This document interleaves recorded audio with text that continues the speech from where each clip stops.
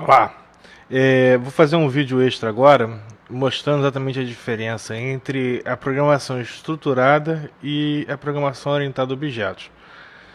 Eu estou pegando aqui um código feito em sala de aula, numa turma de PHP. A gente vai fazer um código um pouco diferente, mas esse aqui seria o código de cadastro de usuários. Eu tenho aqui o formulário de cadastro de usuários. Esse formulário, quando é enviado, ele vai para esse mesmo arquivo. E aqui eu tenho todo o script.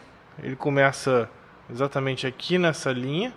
E aqui eu tenho todo o script de... Aqui eu recebo os dados. Aí aqui eu estou validando esses dados, vendo todas as validações. E aqui eu estou fazendo exatamente toda a parte de encriptação de senha e envio de e-mail e gravar no banco de dados. Então você vê que nesse mesmo arquivo eu tenho todo o script de cadastro de usuários e o formulário também. Eu tenho em apenas um lugar, eu tenho tudo.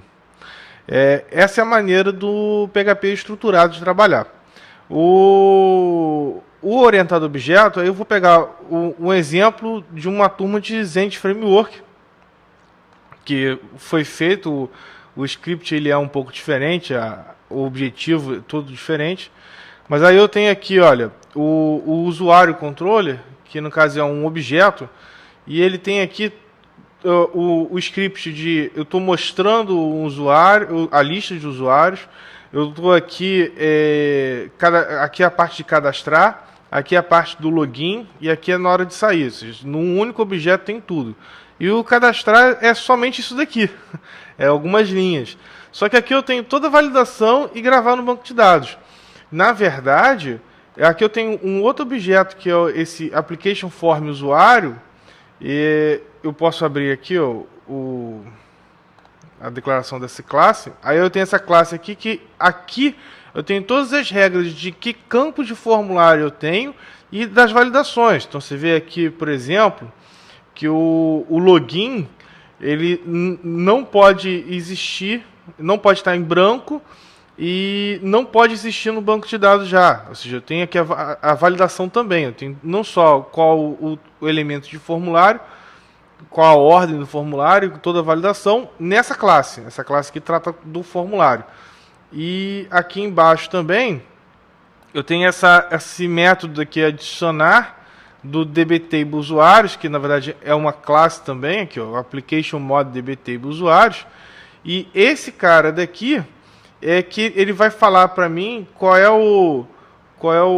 Opa, acho que eu cliquei... Ah, não, ir para declaração.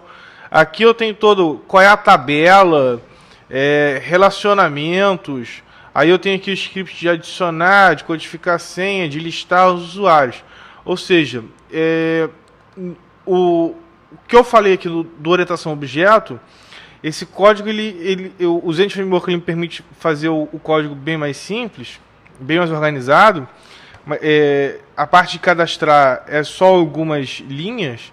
E você vê que eu estou isolando. Então aquela parte do formulário está ali. E naquele formulário já vai ter todas as regras de como que aquele formulário vai mostrar a validação de campos, ou seja, se der erro. Aí se está dando erro, está dando certo, não só o do cadastro de usuários, mas como todos os outros. Eu estou botando ali not empty. Aquela validação de not empty, ele vai servir para todas as validações de not empty do meu sistema. E se eu mudar, vai mudar para todo mundo. Ou seja, o orientação a objeto, ele vai abstrair o seu código muito mais. E você vê que um cadastro de usuários, ele é um exemplo que já está exatamente no limite entre o estruturado e o orientado a objeto. Que você vê que eu já pego aqui, mesmo esse código eu tendo uma preocupação em organizar ele, a gente vai ver isso bastante, eu pretendo que o nosso código fique bem mais organizado do que esse daqui. Ele já começa a ficar bem complicado de eu entender, porque são quase 100 linhas de código para eu poder entender, para saber como que esse cadastro de usuários funciona. No orientação a objeto eu abstraio mais, então é menos linhas de programação que eu preciso ler para poder entender o que está sendo feito naquele momento. Isso sem linhas. Tem sistemas estruturados em que uma página dessa vai ter 500, 1000 linhas de programação. E aí fica muito mais complicado de saber o que está sendo feito. Aí você podendo botar orientação objeto, usando a orientação objeto a seu favor de verdade, você consegue abstrair e fazer com que cada arquivo tenha aí 20, 30 linhas no máximo e abstrair bastante a lógica em objetos diferentes, abstraindo também de forma lógica isso. Não se preocupa muito com isso nesse momento. Vamos focar em aprender o PHP, vamos pegar o estruturado e conforme ele vai ficando complicado, eu vou ensinar para vocês as funções, que vai ser a primeira abstração que vamos ter no PHP estruturado para poder organizar nosso código. E com o tempo eu vou passar alguns conceitos de objetos, a gente vai trabalhar com alguns objetos, a gente tem pelo menos um objeto previsto para a gente trabalhar que vai fazer redimensionamento de imagem. Isso aí é um objeto, está previsto no nosso curso. E se bobear, a gente vai entrar aí com os outros objetos, não se preocupa muito com isso nesse momento não, tá?